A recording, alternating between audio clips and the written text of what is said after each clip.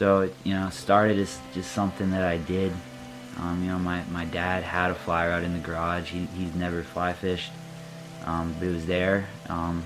Tried it out, liked it at first, and it just kind of snowballed from there. A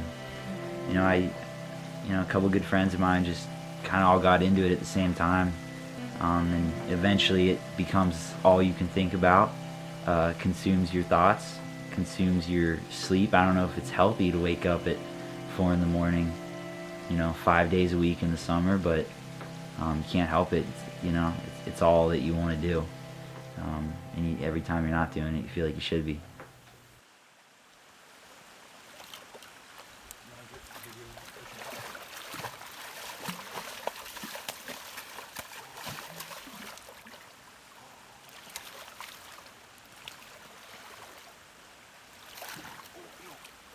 Holy shit, dude.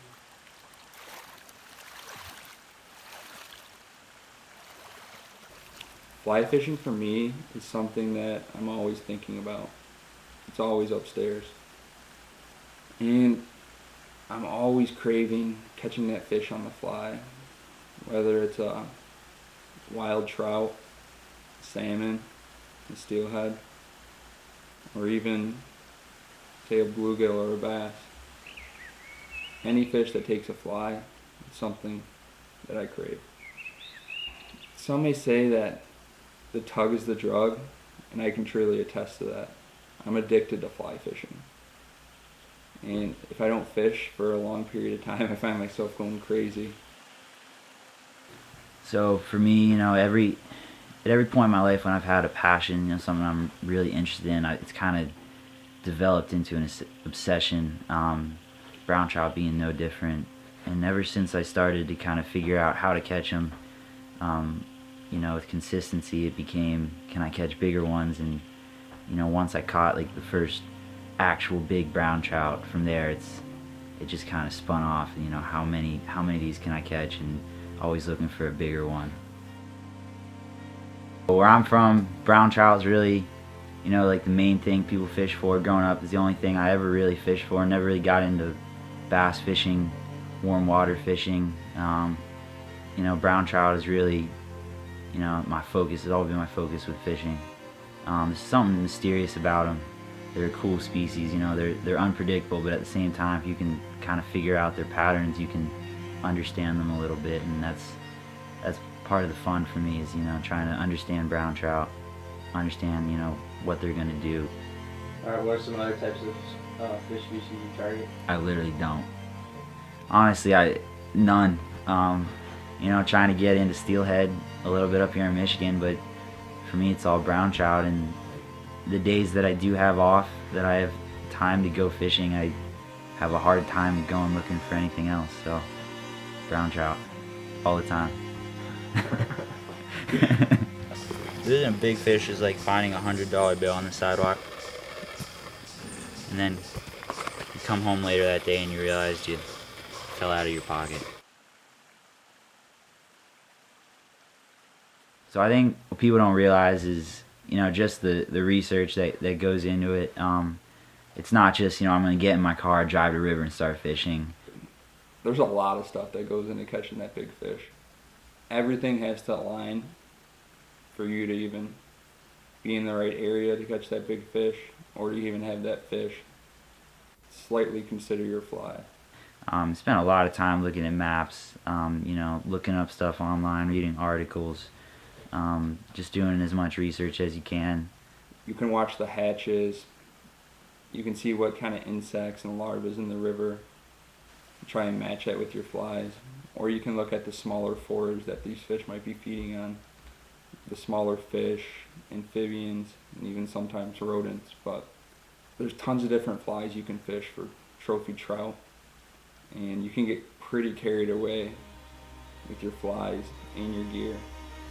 To get the bigger picture. I think it's what a lot of people miss is they don't totally understand what their quarry is, what they're looking for. I think the biggest piece of advice that I could give would be, understand your target, understand the fish that you're trying to catch. People get really caught up in, I need this new rod, or this, this fly, I need to be using this fly, and it's really not that. I think it's more, if you understand the fish, you're gonna have a much better shot at actually catching that fish. So part of it for me is trying to understand all the variables that go into catching these fish.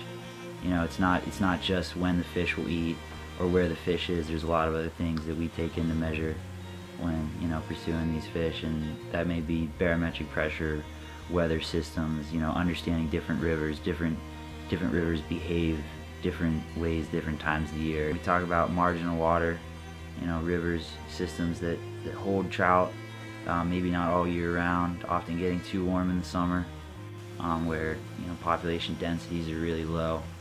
But that's a good way to find bigger fish. I'm constantly thinking about the fish. Weather is something that plays a huge part in fly fishing. The right weather to fish in, the right water temperature, the right water clarity. So I'm always thinking about the weather and the fish and the ideal times to catch them. But I fish in some pretty crazy weather because you can't catch them if you're not fishing for them.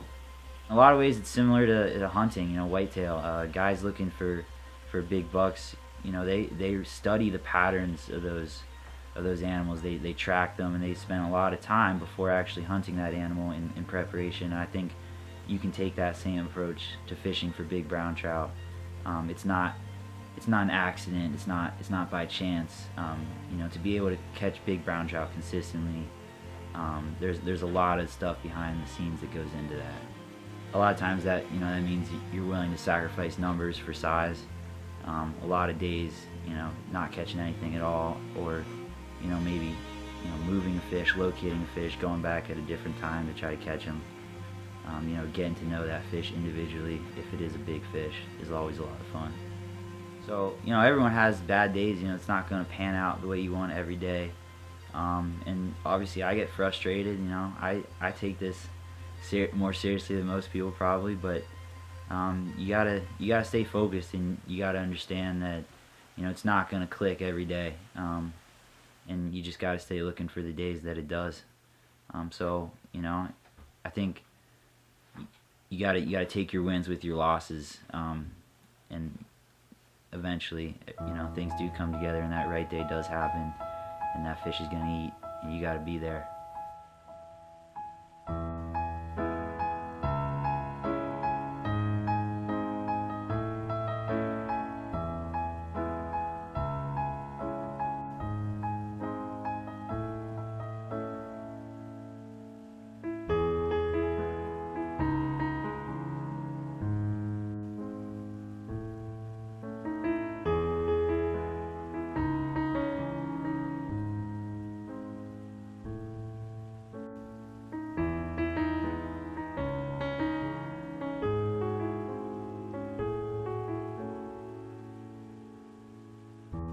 So I guess what keeps bringing me back is, trying not to get complacent, never settling with, where I'm at as an angler, never being happy with the progress I've made, trying to push myself, trying to accomplish things I haven't before.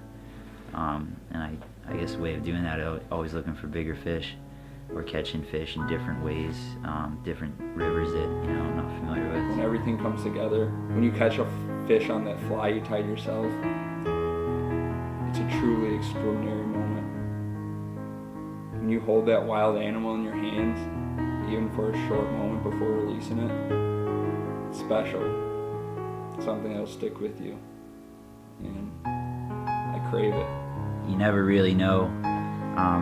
You can try to figure out all the reasons, all the ways to catch fish, all the reasons why a fish is going to eat, all the variables that go into that equation. At the end of the day, it's a wild animal, and no one really knows what it's going to do. No one really knows what's the biggest fish, where that fish lives. So I think that's what keeps everyone coming back, is just that you never really have it all figured out.